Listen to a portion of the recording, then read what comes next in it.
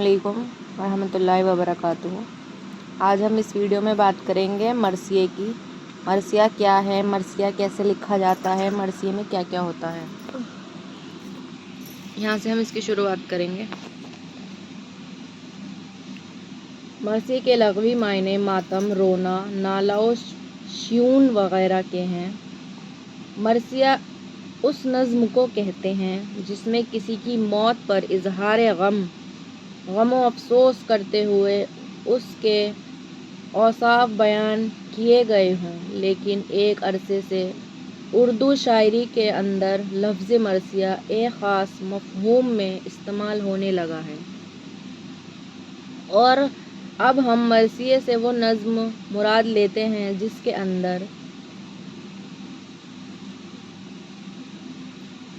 سیدہ حضرت امام حسین علیہ السلام اور دوسرے شہزادے کربلا کی شہادت اور صعوبت کے واقعات درج ہوں۔ اگرچہ اسی کے ساتھ ساتھ اکثر شعراء اپنے ذاتی جذبات، غم و اندر کے اظہار کے لیے بھی برابر اس صنف کو استعمال کرتے رہے ہیں۔ غالب کا مرثیہ عارف، حالی کا مرثیہ غالب، چکبست کا مرثیہ گوکھلے اور اقبال کا مرثیہ داغ اسی سلسلے کی چیزیں ہیں۔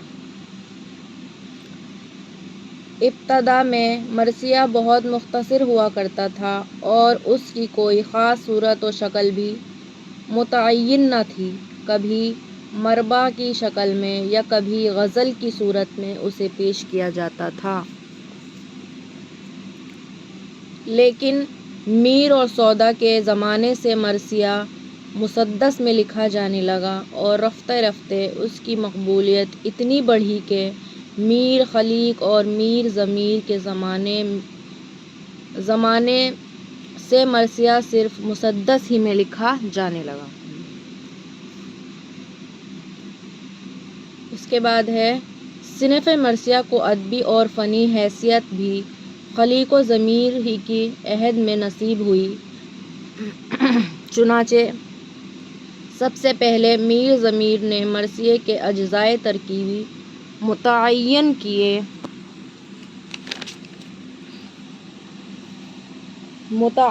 کیے اور اسے 8 مندرجہ حصوں میں تقسیم کیا۔ اس کا پہلا جو حصہ ہے وہ ہے چہرہ، دوسرا ہے سراپا، تیسرا ہے رخصت، چوتھا ہے آمد، پانچواں ہے رجز، چھٹا ہے جنگ، ساتواں ہے شہادت اور آٹھواں بین۔ اسی کے ساتھ ساتھ اس کے مضامین میں بھی وسعت پیدا ہوتی تھی۔ اس کے اندر منظر نگاری، کردار نگاری، جذبات نگاری وغیرہ سبھی چیزیں پیش کی جانے لگیں۔ بین و بکار اور نالہ و دفع کے علاوہ وہ طبل جنگ کی آواز اور تلواروں کی جھنکار بھی سنائی دینے لگی۔ ذاتی جذبات کے علاوہ مذہبی عقائد اور عقائد تمیزیوں کو بھی مرثیوں میں جگہ دی جانے لگی۔ اس کے بعد لیں گے ہم اردو شاعری میں مرثیے کا وجود زمانہ قدیم سے پایا جاتا ہے۔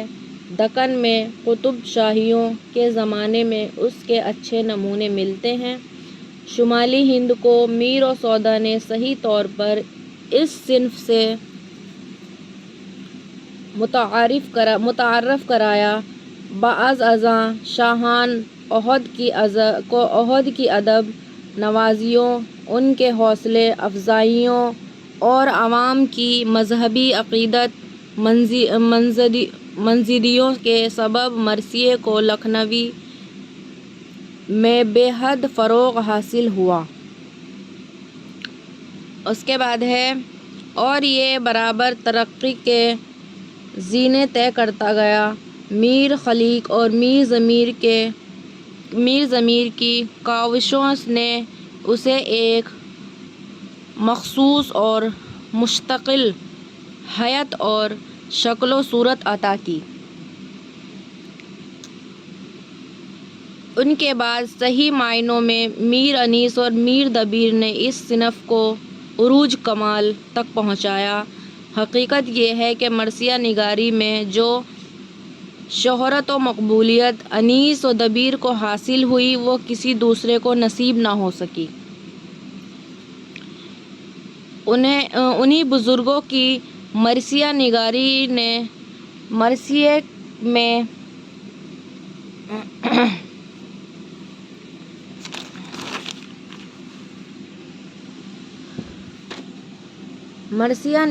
میں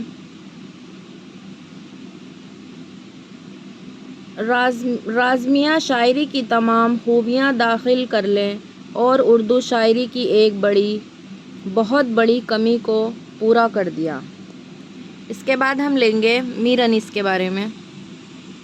میر انیس کا بیان برجستہ اور بالکل قدرتی ہوتا تھا۔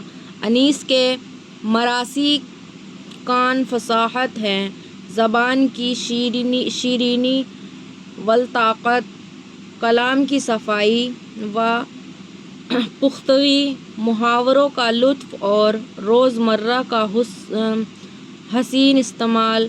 انیس کے یہاں جس خوبی کے ساتھ ملتا ہے اس کی نظیر دوسرے کے یہاں مشکل ہی سے ملے گی۔ اس کے برخلاف ہم مصرِ مرزا دبیر شکوہ بیان کا زیادہ خیال رکھتے ہیں۔ بلند پروازی اور مضمون آفرینی دبیر کی خصوصیات ہیں۔ یہ ہمارا مرثیہ پورا کمپلیٹ ہو چکا ہے۔ اس میں جو سوال آتا ہے مرثیہ کیا ہے، مرثیے کا فن کیا ہے، اس میں ہی یہ پورا ہو جائے گا، یہ پوری بات ہو جائے گی۔ یہی پورا تھا اس کا۔ اللہ حافظ۔